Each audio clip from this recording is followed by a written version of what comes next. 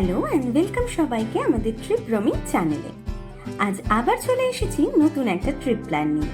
এই নাজেহাল করা গরম থেকে মুক্তি পেতে সবুজ পাহাড়ে ঘেরা কোনো ছোট্ট একটা গ্রামে দুদিন কাটিয়ে আসতে মন চাইছে, তাই তো? ঠিক সেরকমই একটা ট্যুর প্ল্যান নিয়ে চলে এসেছি আমরা। কিভাবে কম খরচায় ঘুরবে সেই সম্পর্কিত সব ডিটেলস থাকবে এই ব্লগে, তাই কোনো রকম ব্লগটা কিন্তু মিস করা যাবে না। তাহলে চলো শুরু করা যাক আজকের জার্নি। হাতে পেয়েছিলাম মাত্র দুদিনের ছুটি, তাই ভেবেছিলাম কলকাতার কাছাকাছি দুদিন কাটিয়ে আসবো, কিন্তু মন তো পাহাড় ছাড়া কোথাও যেতে চায় না। তাই ঠিক করলাম আবারও যাব উত্তরবঙ্গ। তাই দেরি না করে চটপট কেটে ফেললাম ট্রেনের টিকিট। কলকাতার গরম থেকে রেহাই পেতে আর এই রোজকার অফিসের দৌড়োদৌড়ি থেকে ব্রেক নিয়ে শনিবার সন্ধ্যেবেলায় অফিস থেকে বেরিয়ে পড়েছিলাম শিয়ালদা স্টেশন যাওয়ার জন্য। আমার ট্রেন ছিল সন্ধ্যে 7:40 উত্তরবঙ্গ এক্সপ্রেস, যেটা নিউ জলপাইগুড়ি স্টেশনে পৌঁছে দেবে সকাল 6:20। তাই অনেকটা আগেই অফিস থেকে বেরিয়ে পড়েছিলাম। যদিও রাস্তায় প্রচন্ড জ্যাম ছিল, তাই অটো করে শিয়ালদা পৌঁছতে 6টা মতন বেজে গিয়েছিল। রাস্তায় জ্যাম হলে অন্যদিন ভীষণ রাগ হয়, কিন্তু সেই দিন কোনো রাগ হয়নি, কারণ একে তো নর্থ বেঙ্গল যাওয়ার মজা, আর তার উপর যাচ্ছিলাম প্রথম সোলো ট্রিপে, তাই এক্সাইটমেন্ট ছিল একদম চরমে। ট্রেন ছাড়ার আগেই পৌঁছে গিয়েছিলাম শিয়ালদা স্টেশন।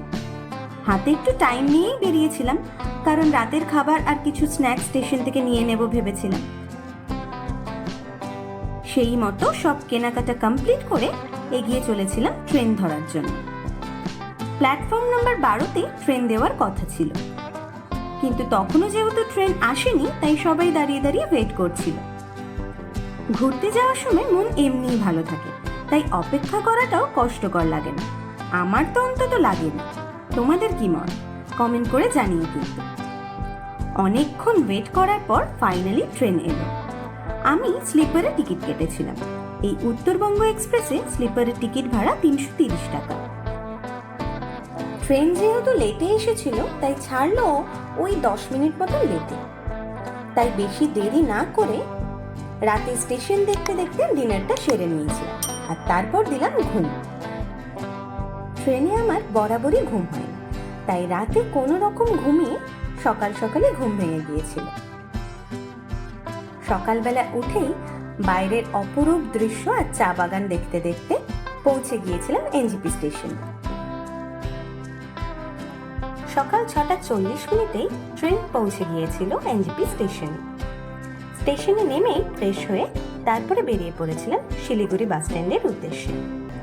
এনজেপি স্টেশনের বাইরেই কার্শিয়াং যাওয়ার বিভিন্ন রিজার্ভ বা শেয়ার গাড়ি পাওয়া যায়, তোমরা চাইলে সেইভাবেও যেতে পারো।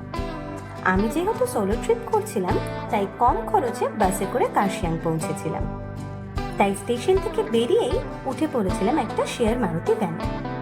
এই ভ্যানগুলো মাত্র 10 থেকে 15 মিনিটেই এনবিএসটিসি বাস স্ট্যান্ডে পৌঁছে দেয়। ভাড়া নেয় মাত্র 30 টাকা।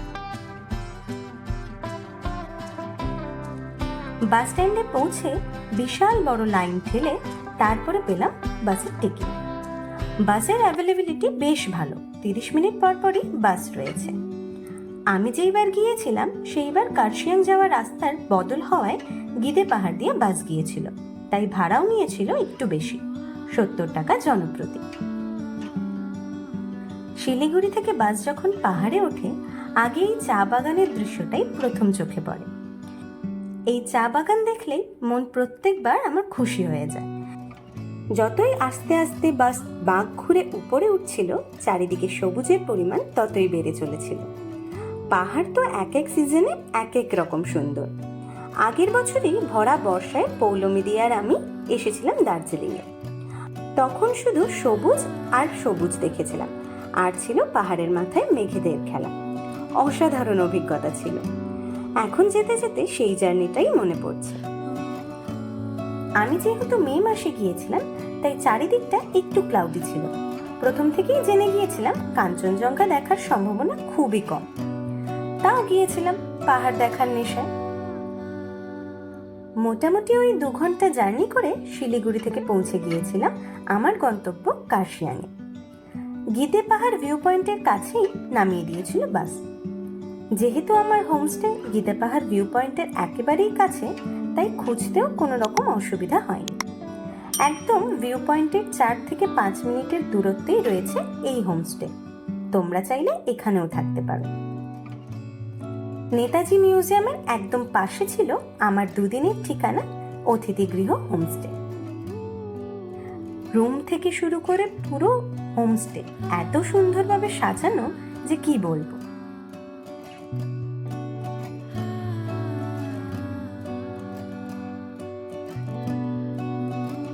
আমার রুম দিয়েছিল দোতলায়, তাই রুম থেকে বাইরের দৃশ্য অসাধারণ। মেঘলা আকাশ হলেও চারিদিকটা এত সুন্দর যে সেখানে বসে বসেই দিন কেটে যাবে।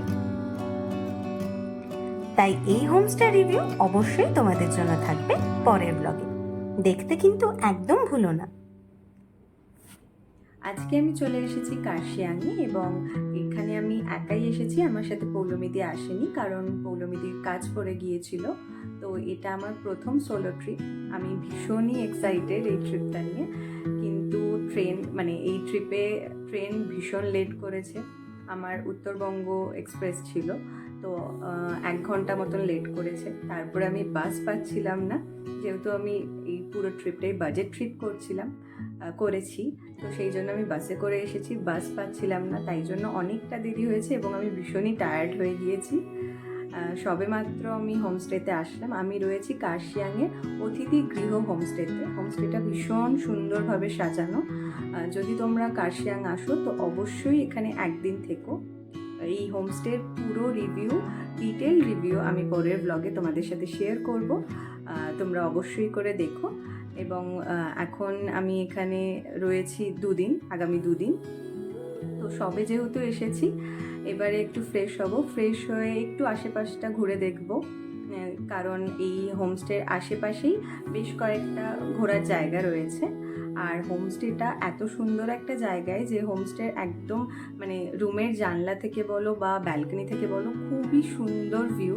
তো এখানে বসে গোটা দিনটা কাটিয়ে দেওয়া যাবে। হোমস্টে পৌঁছতে পৌঁছতে দুপুর হয়ে গিয়েছিল, আর যেহেতু সারাদিন কিছু খাওয়া হয়নি তাই খিদেও পেয়ে গেছিল প্রচণ্ড।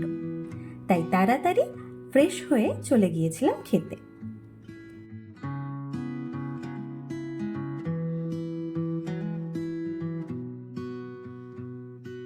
প্রচণ্ড খিদে পেয়েছে, তাই এসেই আগে খেতে চলে এসেছি। গরম গরম ভাত, ডাল, এটা বিনস ভাজা বা সেদ্ধ, আমি ঠিক জানি না এটা কি, কুমড়োর একটা তরকারি, আর এই চিকেন। ঝটফট লাঞ্চ কমপ্লিট করে বেরিয়ে পড়েছিলাম বাইরে। কিন্তু বাইরে এসেই মনটা খারাপ হয়ে গিয়েছিল। চারিদিকে মেঘ একদম ঢেকে গেছে। সকালের থেকে মেঘ আরো বেড়ে গিয়েছিল, আর তেমনি ঠান্ডা। হোমস্টের পাশেই ছিল নেতাজি মিউজিয়াম, সেটা তো তোমাদের বলেইছি আগে। সুন্দর ফুলের গাছ দিয়ে সাজানো এই নেতাজি মিউজিয়াম, এখান থেকে পাহাড়ের অসাধারণ একটা ভিউ দেখা যায়।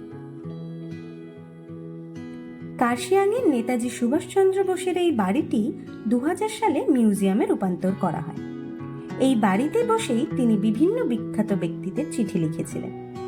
তার রাজনৈতিক জীবনের গুরুত্বপূর্ণ ইভেন্ট হরিপুরা কংগ্রেসের স্পিচটাও এখানে বসেই লেখা।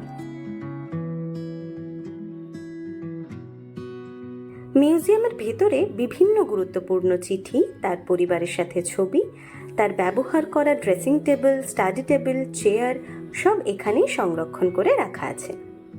এখানেই নেতাজির দাদা একটি ক্যামেলিয়া গাছ লাগিয়েছিলেন সেই 1934 খ্রিস্টাব্দে, সেটা এখনো রয়ে গেছে এখানে। মিউজিয়ামের ভেতরে ক্যামেরা অ্যালাউ নয়, তাই তোমাদের ভেতরটা দেখাতে পারিনি। কার্শিয়াংয়ে আসলে এই জায়গাটা কিন্তু অবশ্যই তোমরা দেখো। মিউজিয়ামে কিছুক্ষণ সময় কাটিয়ে তারপরে বেরিয়ে পড়েছিলাম গিদে পাহাড় ভিউ পয়েন্টের দিকে। পাহাড়ি রাস্তা আঁকাবাঁকা হলেও এত শান্ত স্নিগ্ধ যে হাঁটতে খুবই ভালো লাগে। গিদে পাহাড় ভিউ পয়েন্ট থেকে ভিউটা দারুণ, তার সাথে পাহাড়ি রাস্তার যেখানেই দাঁড়িয়েছি ওপর থেকে নিচের ভিউ তো অসাধারণ।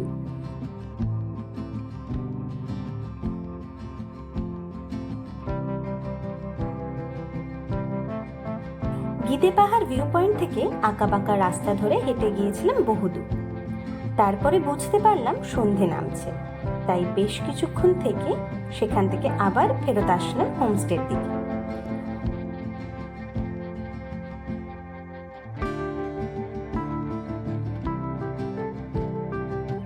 গুড ইভিনিং সবাইকে। আমি লাঞ্চ করে তারপরে এই আশেপাশে একটু ঘুরতে বেরিয়েছিলাম। তো এখানে একদমই আমার হোমস্টের একদমই কাছে রয়েছে, একদম পাশেই রয়েছে নেতাজি মিউজিয়াম, এবং আরেকটু নিচে নেমে গেলে গিদা পাহাড় ভিউ পয়েন্ট, যেটা খুবই বিখ্যাত। তো সেখানে গেছিলাম। হোমস্টেতে এসে কিছুক্ষণ রেস্ট নিয়েছিলাম, কারণ সারাদিন ভীষণ টায়ার্ড হয়ে পড়েছিলাম। ঘুম ভাঙলো হোমস্টের আঙ্কেলজির ডাকে। আঙ্কেলজি নিয়ে এসেছিল গরম গরম দার্জিলিং টি। পাহাড়ে এসে চা না খেলে কিছুতেই মন ভরে না, তাই গরম গরম চা হাতে নিয়ে বসে পড়েছিলাম এই সুন্দর জায়গাটায়। হোমস্টের সব থেকে পছন্দের জায়গা ছিল আমার এটি। সন্ধে হওয়ার সাথে সাথে হাওয়াও কিন্তু বেশ বাড়ছিল, আর যেহেতু একটু মেঘলা ছিল তাই দূরের পাহাড়গুলো না দেখা গেলেও পাহাড়ের আলোগুলো কিন্তু বেশ চকমকিয়ে দেখা যাচ্ছিল। গল্পের বই পড়তে পড়তে কখন যে সময় কেটে গিয়েছিল খেয়ালই ছিল না। তারপরে দেখলাম রাত 9টা বাজে। আঙ্কেলজিকে বললাম খাবার দিয়ে দিতে। বাইরে যেহেতু ভীষণ ঠান্ডা ছিল তাই আঙ্কেলজি রুমেই খাবার দিয়ে গিয়েছিল। খাবারগুলো কিন্তু প্রত্যেকটাই বেশ সুস্বাদু ছিল।